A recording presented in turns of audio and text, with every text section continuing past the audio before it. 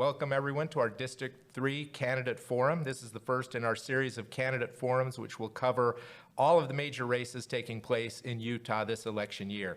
We invite you to join us for each of these forums, and you can find more information on our website, slchamber.com. My name is Jonathan Hafen. I serve as co-chair of the Chamber's Policy Committee, and I am joined today by my co-host Ginger Chin, who is Vice President of Public Policy and Government Affairs at the Chamber. We're streaming live today from the Chamber offices. Thanks, Jonathan. Appreciate you being here. This forum will focus on the issues that are important to our business community. Each candidate will have approximately 30 minutes to respond to a set of questions, and the amount of questions that we hit depending upon how long their answers go. So to waste no time, let's introduce our first candidate, Jonathan. Well, I think everybody knows you, Congressman Curtis. Thank you so much for spending time to be with us today. We're looking forward to answering, asking some questions and hearing what you have to say. You know, I love to be here, love the Chamber, love your work, and just happy to be with you for a few minutes today. So for our viewers, I skipped over one portion. You represent District 3, and District 3 includes Salt Lake, Utah, Emory County, Carbon, San Juan, and Grand. Is that correct? Well, yes, but redistricting now throws in, I think we missed Wasatch. Oh, Wasatch. So it's Wasatch, but with redistricting, you have a part of Summit and Duchesne, Uinta, and Daggett County. So literally from the top of the state down to the bottom of the state along the east corridor. That's great. I'll let you do the first question. How's that? That sounds great. Okay, you ready? Yes. Okay, here's the first question. It probably won't be a surprise. It's about inflation. Okay.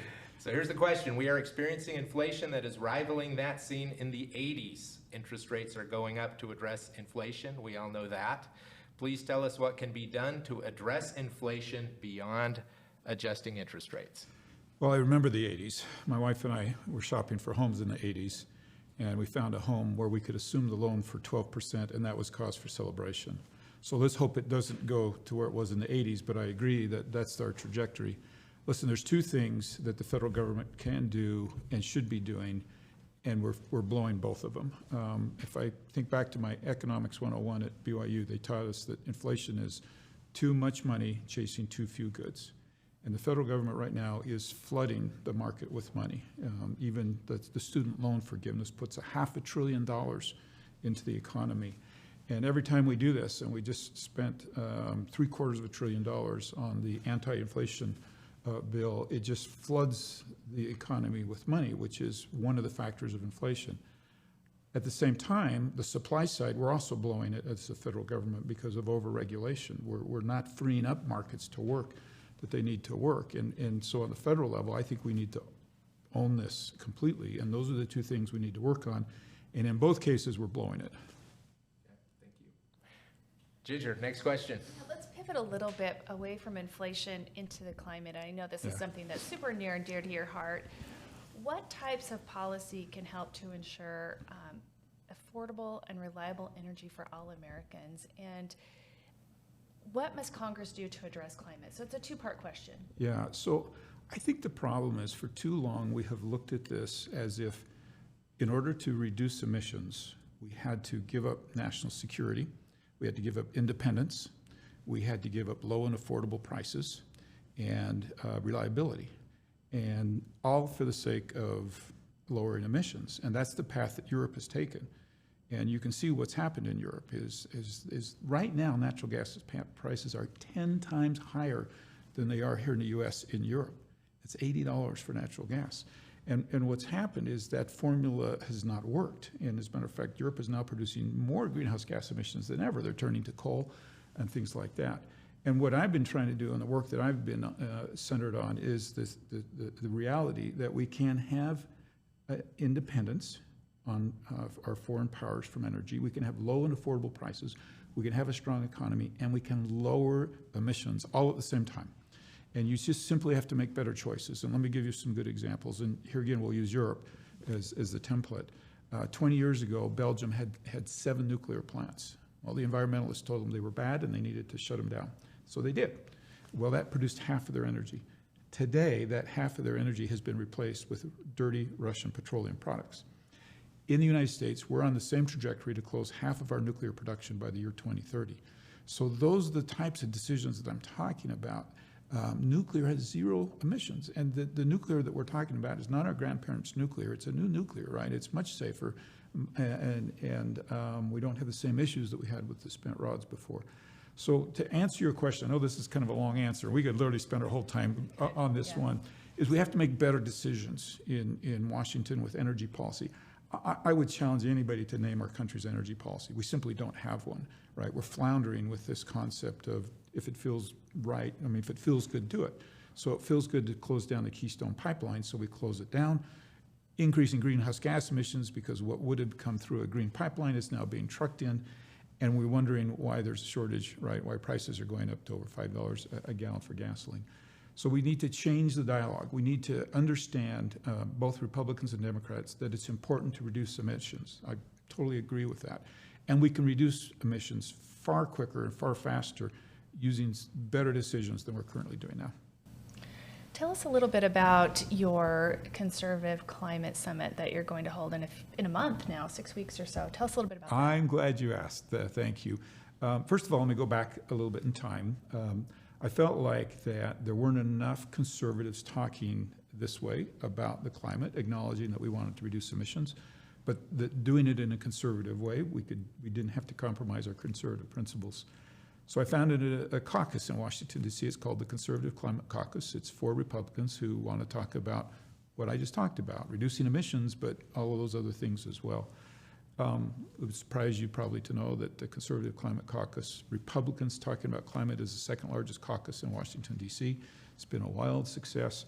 I want to bring that dialogue to Utah. I want Utahns to be understanding that just because you're conservative doesn't mean that you don't care about the earth and you don't care about reducing pollution. And so this summit is just that, to show people how to engage in this without giving up their conservative values, how to show they do care without giving up their conservative values. And so it's called the Conservative Climate Summit. You'll be interested to know that several weeks ago, we sent out the first hold the date on a Friday. Monday morning, my state director came to me and said, we have a serious problem, it's full. And between Friday and Monday, the thing filled up. So we've been trying to get larger space. University of Utah has been really gracious. They're helping us host this. And I think we'll be able to accommodate a large number, but it's been very well received. That's great. Well, congratulations Thank on you. that. Yeah. That's a good problem to have. Exactly, When it fills yeah. up. Let's talk about something else now. It's we're doing sort of a sampler tour of Okay. policy matters. So the next one is employment and Yeah. labor shortage. And the chamber recently sent out a survey to all of its members, and not a big surprise, labor shortage was a big concern to business owners. You've got 2 openings for every employee. We see the help wanted signs everywhere. It's a problem. It's slowing us down as an economy here in Utah. What's the solution? What do we do to solve that? Is there anything we can do to solve that? There is. We're not doing it.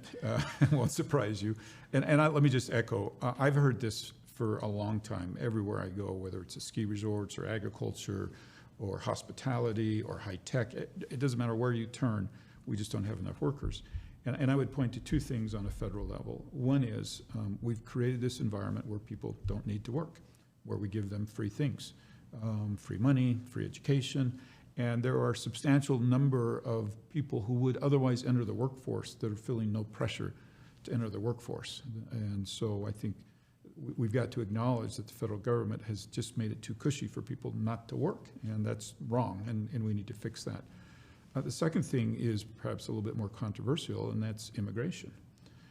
Look, we have a workforce not far from here who will come, obey the law, work hard, pay taxes, and we are stumbling over ourselves to not allow that to happen, and it's really unfortunate.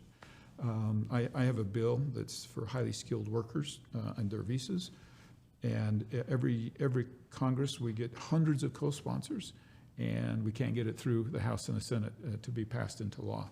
And it's really unfortunate because the right kind of immigration, right, a worker visa program that lets the right people in here to do the right work would be such a quick fix to this. Right, and yet we're stumbling over ourselves and not finding answers in Washington. And then I just mentioned those 2 areas that Washington, D.C. can do a much better job on to relieve the pressure on this. Thanks. Thank you. Ginger. Can I piggyback on that just a little bit? Absolutely. So we keep hearing about this recession and this looming recession. Are we in a recession? Are we not? And it's the jobs that's the Right. discussion that's saying we're not in a recession because there's all of these opportunities for jobs. What's your take on that as it relates to this unemployment record? This is the strangest economy of my life, right? There's certainly characteristics of a recession, and there's certainly characteristics of an economy on steroids. And what's happening is that the two are clashing because of COVID. COVID shut down production for so long. We have the demand as we mentioned before, we've flooded the market with money on, far more money than we should have. And it's causing some really strange characteristics. My guess is somebody will coin a brand new term, right? There won't be a recession, won't be an economy on steroids. It will be something that will match what we're experiencing here. And it calls for real leadership from Washington, D.C. And, I'll go back to those two areas we've talked about: free up markets and stop flooding the market with money. And I don't think we're going to fix it until we take those two head on. Well, speaking, you touched on this just a little bit about free education.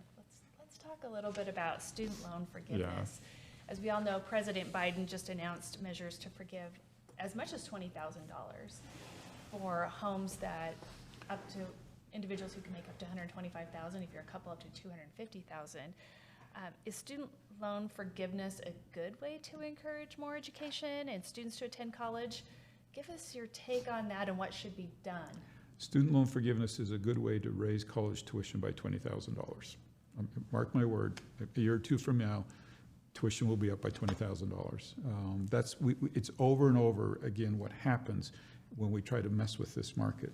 Look, I'll be the first to acknowledge that the cost of higher education is too expensive, and that's what we need to get our heads together on, is what can we do to lower the cost of higher education. And there are so many ways. COVID gave us a long list of ways that we could do things less expensive without brick and mortar.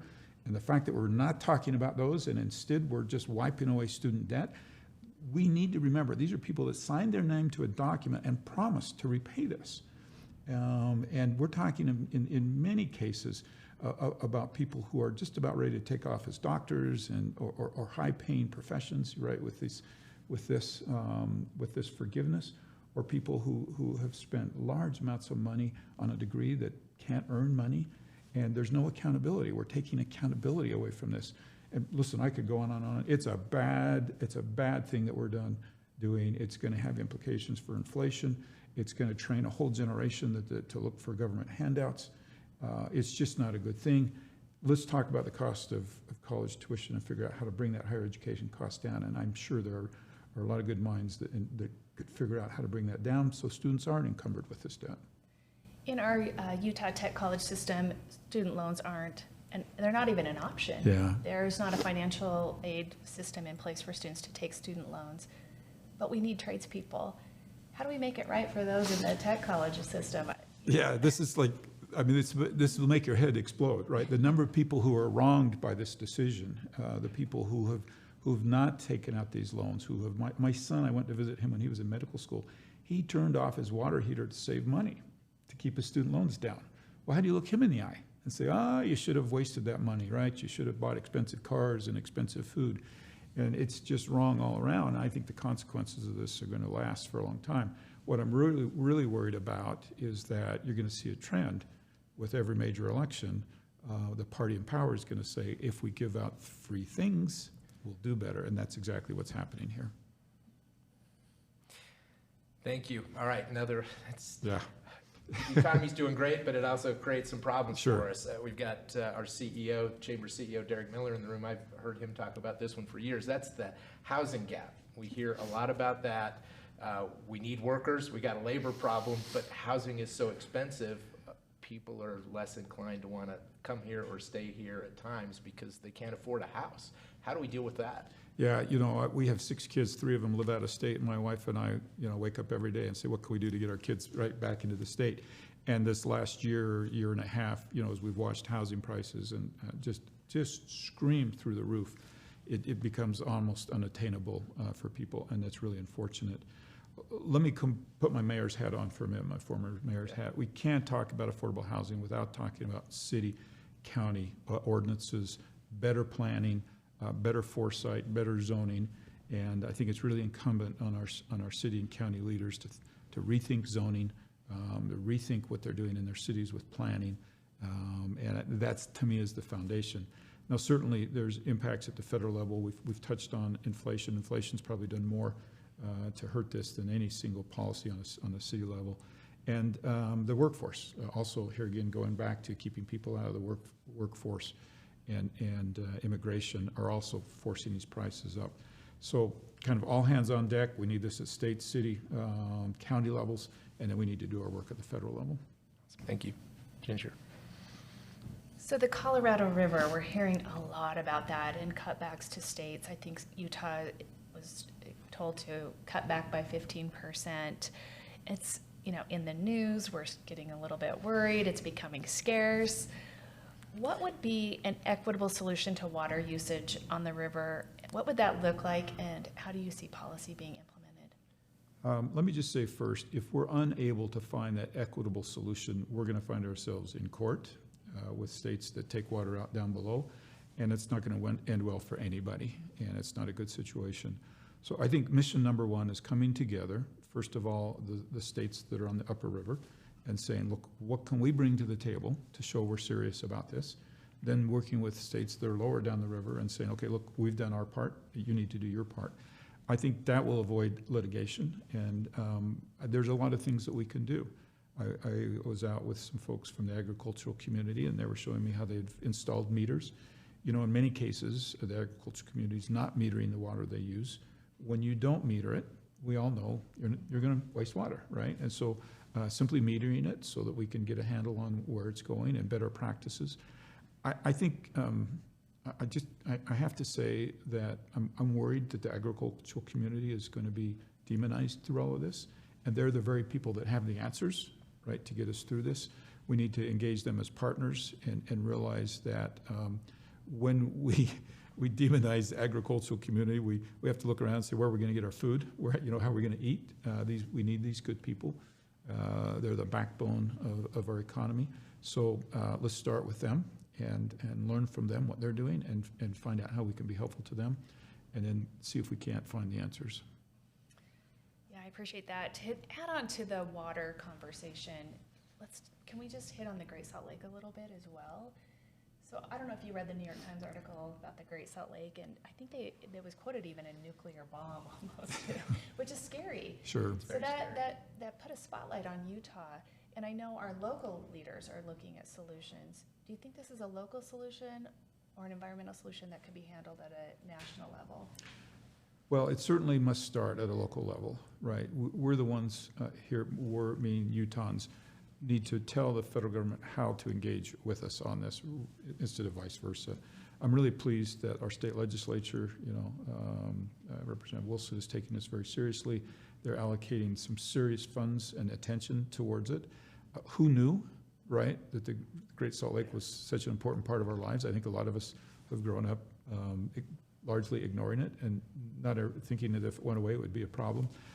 We talked about the 80s a little bit earlier. I remember the Bangor pumps, right, that were put out there. I was just thinking about the same thing. Those pumps are in storage somewhere. Let's see if we can turn those around and pump that water in.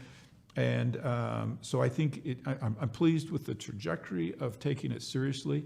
And I think it just shows you one example of what's ahead of us with forest fires, with drought, with less snow in the mountains for skiers.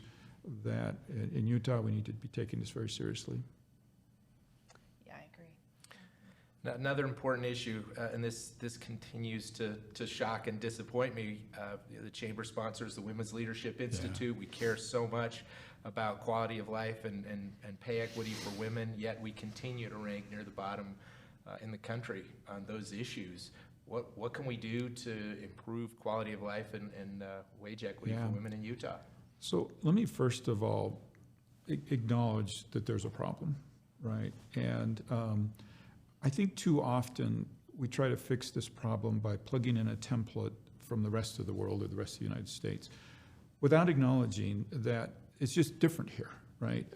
I'll use my wife as an example, who has come in and out of the workforce for a number of years. And as I thought about, pondered this question, I thought, thank goodness that when my wife wanted to go back into the workforce, there was an opportunity, it was at the University of Utah, to kind of recertify her education, get up and going again, and so she could jump right in without having lost anything. And I think one thing that we should be paying more attention to is what can we be providing women who have on their own stepped out of the workforce for a family for a number of years, but then don't feel qualified to jump back into that workforce. It's almost like the train has left, right? It's been a number of years since my wife's a physical therapist, since she had practiced and all those things. In her case, she was very fortunate the resource was there. So I'll give you just one good thing that I think we need to focus on more is helping people, women particularly, transition back to the workforce after they've been out of it for a number of years, because that's, I think, a very unique thing here in Utah that you don't see necessarily in other parts of the country. I think we need to do a better job with daycare for women who choose to have a family and want to work. I know that's just a very, very difficult thing here in the state, and that we could do a much better job. And I would just say overall, being attuned to the uniqueness of Utah and why it's different here, why we've not succeeded using the traditional template of everybody else, and create our own template and ask questions about how can we do this better and how can we be more successful. Thanks. Ginger. Yeah, I appreciate all those answers. And we're a unique state, but we have some solutions that we can. Yeah, but that's not an excuse, right, to not be better. And I think we need to focus on it and figure out how we can do this. Well, yeah, it seems like everyone agrees. We've got to do better. We got to be better. Childcare, I hear a lot about that from my colleagues in the legal community here. Where do you go? Why is it so expensive? Is there a market solution? Apparently not, or the solution would come forward. So I guess we keep working on it. Yeah, and I think here again, let me point to this phenomenon where many women voluntarily step out of the workforce for a little while, and then it's as if it's passed them by, and what can we do to help them? And then I also think an emphasis on, I tried to do this with my daughters, I have 4 daughters, of finishing that initial degree, and rather than just, if I'm choosing to have a family, I'm stepping away from that. But it's much easier to get that degree at a younger age than it is later on. Yeah, agreed. So we're going to completely shift topics a little bit here and come back just a little bit maybe to climate, but we're going to talk about environmental social governance. And this one's really tricky and super interesting. And I've heard at a local level already there are 30 bill files open related to ESG. So how do you see ESG policies? Are they beneficial for business? Do they have consequences? Walk us through where you feel that you are with ESG. Yeah, I don't like it at all, and I'll tell you why. It's hidden, and it needs to come out in the open. And if investors, if individuals, if people truly want that to be a criteria for how their money is spent, great. I wouldn't oppose it at all. Let's do it. But it creeps into boardrooms, and the problem is that forever and ever in my lifetime, the responsibility of the board was to be a good fiscal manager over their money. And when you start changing that and making decisions that are not in the interest of the shareholder for another agenda, it needs to be out in the open. And I think that's the biggest problem with it. I don't think people realize that these things are happening. And by the way, who says that the criteria that's being used by ESG is good, right? This isn't something that we've come together as a society, and I'll give you a great example. I met with a group of ESG managers, and I walked through this. Look, you're shutting down nuclear. You're not investing in nuclear. You're not investing in fracking. You're not doing these things that, by the way, reduce greenhouse gas emissions. And nobody had ever, they had never been calibrated to make their decisions based upon reducing greenhouse gas emissions. It had all been about a social agenda that they presumed was good for the environment, but had not been worked out in the public square to determine that it was good. So first of all, I think they're not necessarily on track going in the right direction, and it's not transparent enough, and the people who have invested their money don't know that that's how it's being used, and we need to take care of all those things. And at the end of the day, I don't know anybody that doesn't want this earth to be better and cleaner. Yeah, let's approach it the right way. Great. Thank you. So a couple more questions, Okay. maybe one, maybe two. We'll see how much Okay. time we have. The first one, I guess it's a continuation of the theme, and it's growth. We've talked about the fact that we need more people to come to the state. Business is booming. You've talked about skilled worker immigration, other possibilities to deal with that. We've talked about the housing problem, yet we're still growing. And what's the best way that we collectively, or you as our policymaker in Washington, D.C., can manage that growth to make sure that we're successful in the years Nobody's to going come? to like my answer. We have to stop having babies, right? 60%, I was given the statistic once, so, and I'm assuming it's true, 60% of our growth comes from our own families. So we could put a fence around Utah, and we'd still have 60% of that growth. And so the reality of it is we're going to grow. I lived in Orange County in the late 80s, and they started a slow growth initiative. And all it did was fuel growth. The moment you say, okay, we're going to restrict growth, it just fuels growth. Look, let me come back to better planning, better zoning, better decisions early on in the process. And then as we grow the way we want to grow as a state instead of the way that developers want us to grow. And so I'd put a lot of pressure here again on state and county governments and city governments and saying, look, we're going to grow. Are you ready?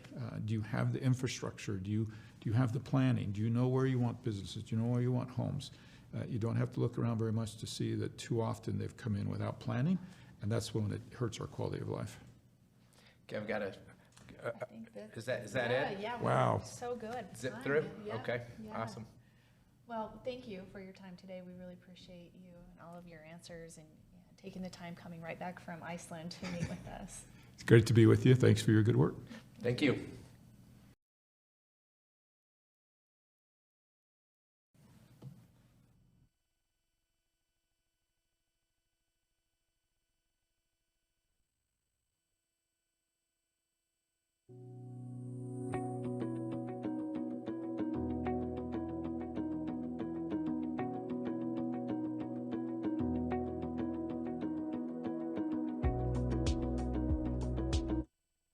We're going to turn now to our next District 3 candidate, Glenn Wright. Glenn, thank you so much for being here today.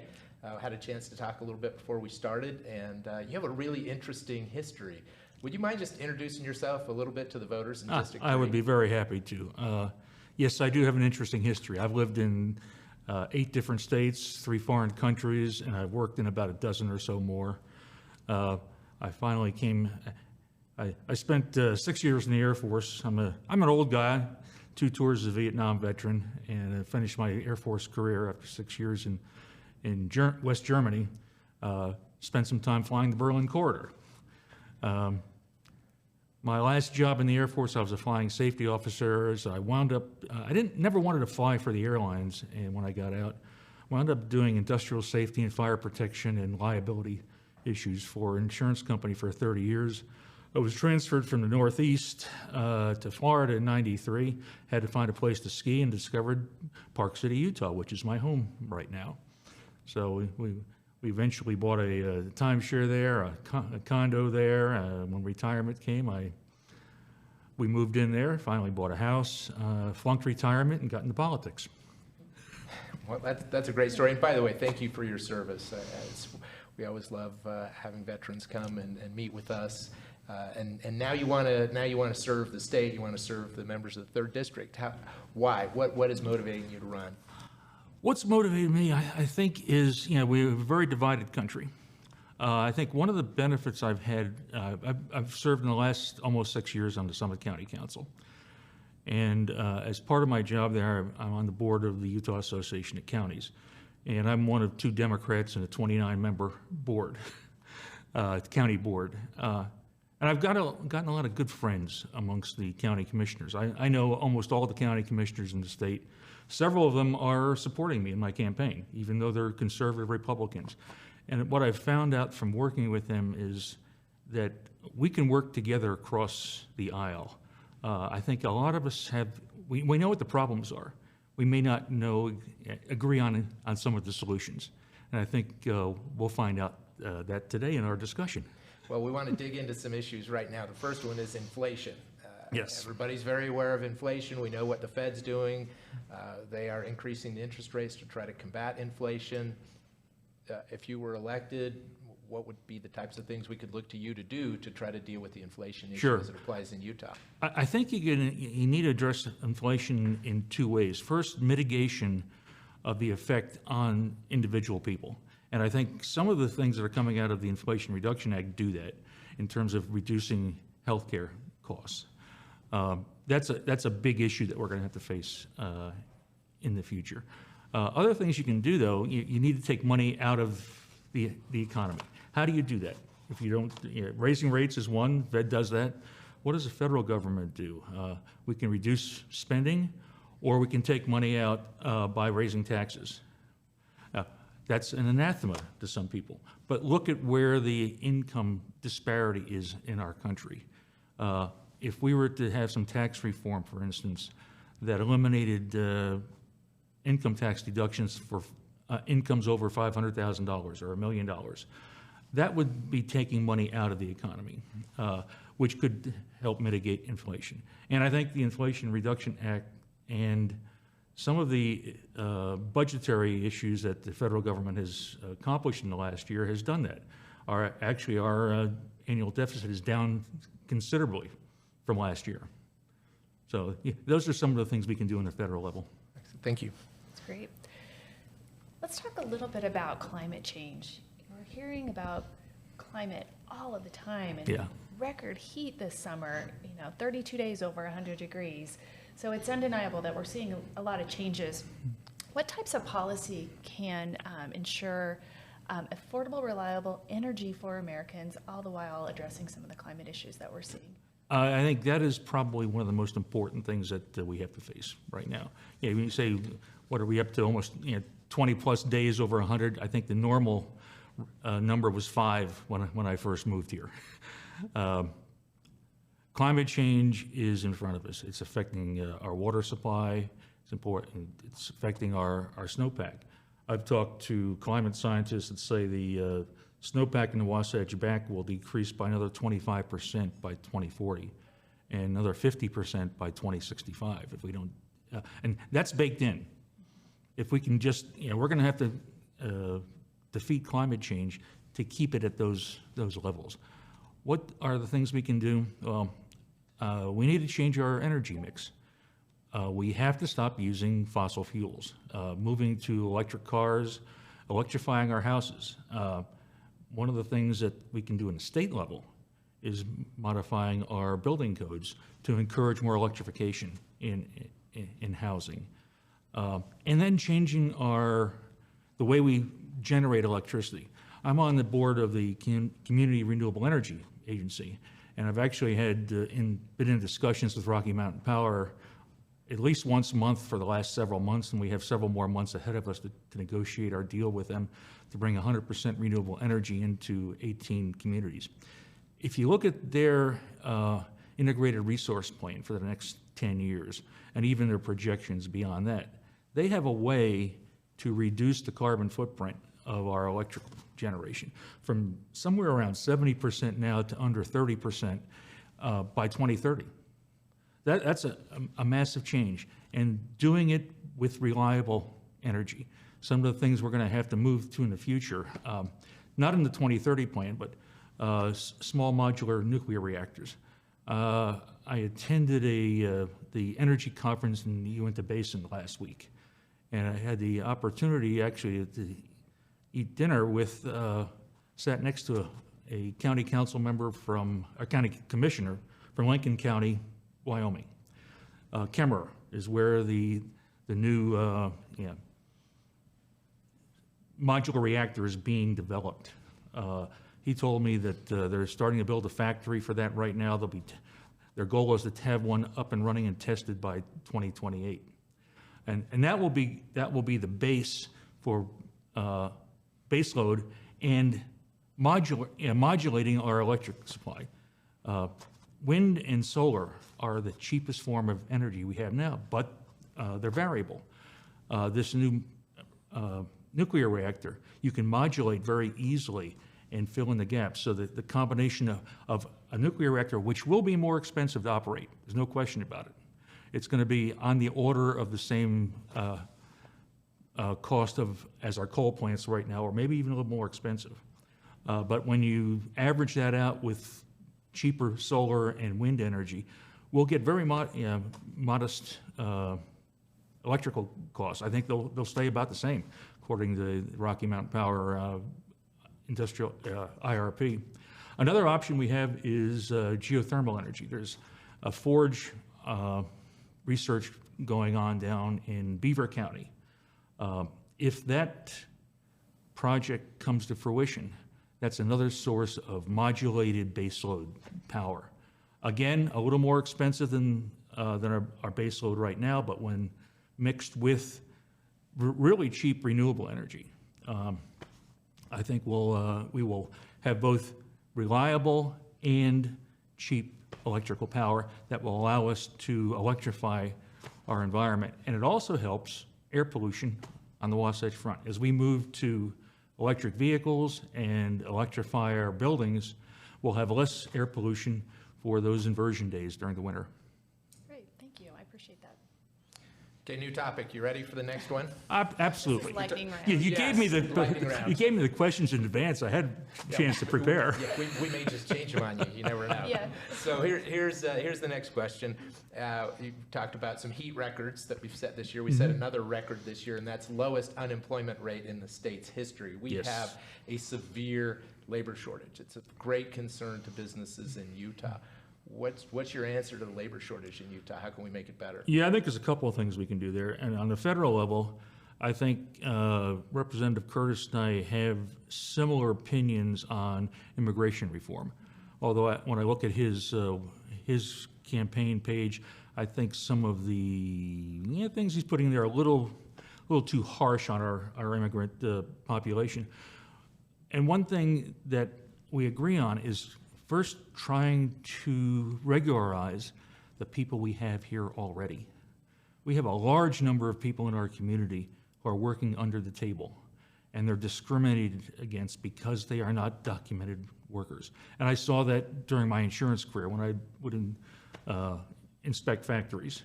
I had one factory back, in the late 70s in Los Angeles, 300 employees. I'm going in to look at a workers' compensation account, and wow, this company, the first thing you look at is their accident record. One accident in 3 years. Wow, this is going to be a great risk for us. Then I looked at the detail of the accident. Woman broke her leg in a immigration stampede, and she was the only documented worker in the plant, so she put in a workers' compensation claim.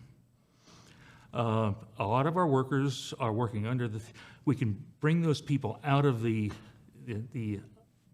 under the table economy and make them more productive workers in our environment. But then we also have to bring in people to do the other jobs we need. We're going to talk about housing later. One of the big problems with housing is a lack of construction workers. Why don't we bring in people that are qualified to be construction workers? Now, we also have to do some training. Aside from immigration reform, we need to really beef up our technical education for the trades. We need more apprenticeships. And I think we can do a much better job at targeting our education process in higher learning also for jobs that are more productive in our community. Things like targeted apprenticeships. I was fortunate, well, maybe fortunate or not unfortunate enough, I went through the last 2 years of my education on an Air Force ROTC scholarship. I was getting good grades in school and had passed a flight physical at a time when the Air Force was creating 3,000 more pilots every year, and the Air Force came to me and said, "Hey, Cadet Wright, how would you like a scholarship? Just give us 4 years after pilot training." I said, "Sign me up." Why couldn't some of our businesses do the same sorts of things with the types of expertise they need in their jobs, particularly in the tech field, cybersecurity and coding of all types. I think those are some things that we can be addressing within our community. You talked about training and education. I think that's a great segue into the next question. And I want to ask how we just heard about President Biden and his student loan forgiveness. Mm-hmm.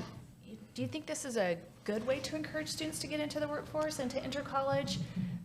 Walk us through your thoughts. Yeah, I don't think it has anything to do with encouraging people to get into the workforce. I think it fixes some problems with the old system we had. I recently saw a presentation on how we got to where we are with educational loans. And if you go back decades, the interest rates on these loans were really much higher than standard rates. And even if you were put into abeyance on your loan, interest still accrued. I know people who took out $25,000 in educational loans 20 years ago, and now have over $80,000 in debt because they didn't have a good employment history. They couldn't repay the loan. They were put in abeyance, but the interest kept accruing at very high interest rates.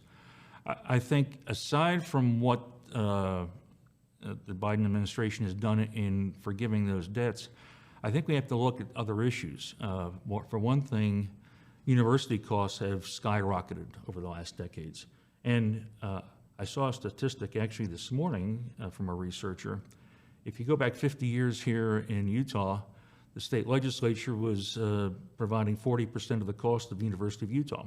Now it's under 10%. So the federal loan program has actually allowed the state of Utah to pay, to spend less money proportionally on higher education. I think one of the things we should do going forward is student loans, might only be given to students in universities that control their costs to be no more than the rate of inflation. So I think those are some additional things that can be done with the student loan program. Yeah, I appreciate that. So you're saying it'll bring their balances down and then allow them to make advancements on principal. Yeah.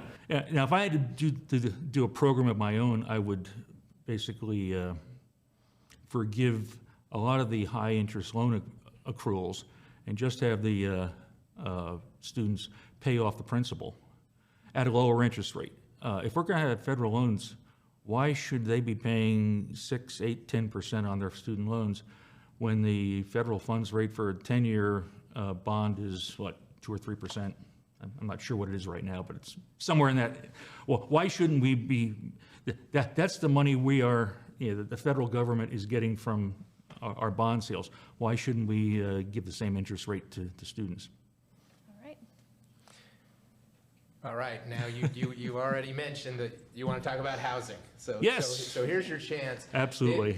It's in the news. It's been in the news. Yeah. People that want to buy a house, people that think what a great time to sell a house, but then I got to go buy a house. I mean, it's really expensive to find a house. What can we do to bring housing costs back into a reasonable scale so that the working class can have an affordable home? I think there's several things we can do, and I have some experience in that because I spent 6 years on the board of Habitat for Humanity in Summit, Wasatch County, where we built affordable housing, and I'm currently the county council liaison for Mountainlands Community Trust also that builds affordable housing in Summit County. I've seen how some of that housing is created and financed and built. The immigration issues we talked about are important in bringing in a workforce, but there are financing programs the federal government has that I think can be improved. The LIHTC program, Low Income Housing Tax Credit program, has a lot of bureaucracy involved in it. I think we can clean up that particular program and maybe even move to a grant program. Let's say you have a community that has a good housing development program for low-income folks and moderate-income folks. They have a good plan, and they show that they have a history of succeeding in that plan, meeting their goals. Why not just get in, rather than having a lot of bureaucracy, give them some grants to build some new housing, rather than jump through a ton of hoops in the low. And I'm not saying we should get rid of the low-income, the LIHTC program. It's a great program. It's how a lot of affordable housing is financed. But let's have some different options there. Let me just follow up quickly, and I know you were listening to Representative Curtis, and he mentioned obligations of counties and cities from a zoning standpoint. What's your reaction to that comment? He and I completely agree on that. I was the chair of the county council in Summit County last year, and we ran into a buzzsaw with a large development that had 300 affordable housing units in it. I think we have to really create attitudes in our communities that get away from the NIMBY attitude. That, I got mine, it sucks to be you, and I'm going to close the door. But at the same time, we also have to change, I think in a lot of places, change the way we do our development. We have to create more dense, energy-efficient housing. I think the paradigm of the single-family house on a quarter or half-acre lot has got to be behind us, especially for the younger generation. We've got to change that paradigm because we can't afford to build houses like that. We have to build more dense, energy-efficient housing, near transportation, near work. So, like we said, we're lightning round, so let's talk a little bit about water. And water's huge, and in particular, the Colorado River. We're hearing that Utah will have a 15% reduction in its usage on the Colorado River. And we're seeing Lake Mead drop. What would be an equitable solution to water on the river, and what would that look like, and what policies could be implemented? Agriculture is the big issue there. And agriculture is not the enemy on this. Agriculture has got to be the ally on fixing this issue. We can, I think, creating funds for farmers and ranchers to more efficient irrigation is important. But look at our water laws. A rancher may have, okay, I've got 1,000 acre feet that I can use this year. So I'm more efficient, I'll use 300. Oh, maybe I'll use 700 someplace else. No, let's then give them an opportunity. The big issue on the Colorado River is, do we get electrical production off of Lake Mead and Lake Powell? All right, let's pay them for their water rights to go flow downstream, flow through those turbines and generate electricity. And I think the same thing holds for our problem with the Great Salt Lake. We've got to create incentives for agriculture to be more efficient, but then to use their water to replenish the Great Salt Lake. And part of that comes in with efficient development. If you look at what Las Vegas is doing now, they figure that about 95% of the water that's used for culinary use in a house, they can pass through the water treatment plants and pass it back into Lake Mead and reuse it. And we can do the same thing here, but pass that water eventually into the Great Salt Lake. But we have to have efficient water systems and sewer systems that don't leak water into the underground. We have a lot of leaks in our older systems. So newer systems, we've got to make sure they're leak-free and they're efficient, and the water is actually going back into the water course and flowing downstream for reuse and eventually into the Great Salt Lake. We have enormous problems. I think the legislature's done a very good job in trying to address that issue in terms of their first steps in modifying water law in Utah. But I don't think anybody's talking about the magnitude of the problem. I've talked to some people that we may need to move 1 million acre feet additionally every year into the Great Salt Lake. That's an enormous amount of water. And it can come from, we have to stop growing grass. That's a definite. But it's going to have to come from agriculture. But to do it with agriculture, we have to have more efficient irrigation, and then the methodology and the ability for the ag sector to move that water, sell that water downstream for other beneficial use, which is saving the Great Salt Lake. Great, thank you. Okay, next topic, and that is something that is of great concern, like all of these topics, and that is that we have an embarrassing equity wage gap. and it's something that I think all of us would love to find a way to address. I'd love to hear your thoughts on what you think that we can do here in Yep. Utah and in DC to address that issue and improve it. I'm going to be real controversial on this one. We have a bit of a paternalistic society here, and we have to change some of our attitudes. And the biggest thing that is facing Utah women right now is the Supreme Court decision on abortion. If I'm elected, I will vote to overturn that particular decision. I think that's a gigantic detriment to the future of women in our society here. And I think there are people that oppose abortion. I think there are lots of ways that we can reduce that effect on our society, but also improve the status of women. Better maternal health care, paid family leave, affordable daycare, pre-K and K that people can put their children into and maintain a career and maintain career development. And we have to, I think, change some male attitudes in the state that, the old attitude from decades ago of keeping women barefoot and pregnant is not an option in the 21st century. We need to encourage career development and encourage it throughout a woman's productive career. Thank you. Great, thank you. Appreciate your perspective. Was it controversial enough for you? I think it's the topic of the day, really, and so you just waded right into it, so we appreciate that.